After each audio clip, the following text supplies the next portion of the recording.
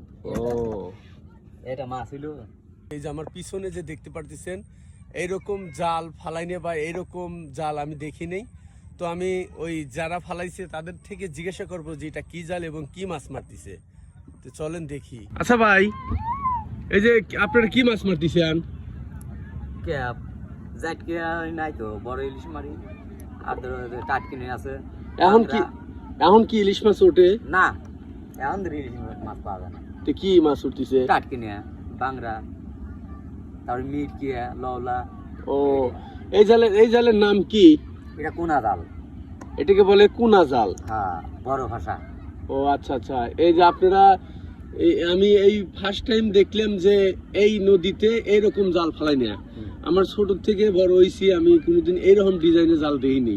তাই ভাবলাম কি যে শুনে আসি, যেহেতু আমাদের এলাকায় ফেলাইছে আর আমাদের এলাকারই মানুষ সবাই। হ্যাঁ, এর আগেও না এর আগে না কত নয় সামনের বার আমি ওইভাবে ফলো করিনি আর কি, হয়তো আমার চোখে আজকে পড়ছে তাই আর কি ভিডিওটা নিলাম আর কি।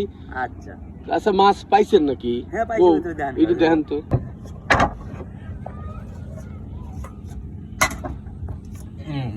ও এটা মাছ হইলো। মানে বর্তমান খুবই মানে মাছের সমস্যা, মানে মাছ পাওয়া যাচ্ছে না নাকি?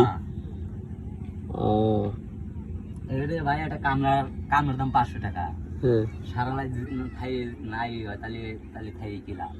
আপনারা এই জাল মানে সকালে পাতেন? আজ তো সকালে পাচ্ছে, দুটোর সময় পাচ্ছে। কয়বার বাসন দেন, মানে কয়বার উঠিয়ান? ঠিক নাই, যদি মাছ পাওয়া যায় দেখা যায় তাও 3 বার বাসন দেই। আর মাছটা মানে লাইট দিন মিলে 3 বার উঠেন আর কি। আর যদি মাছটা না পাই তাহলে ওই ছুঁতে ভরে খালি জাল টান দিই।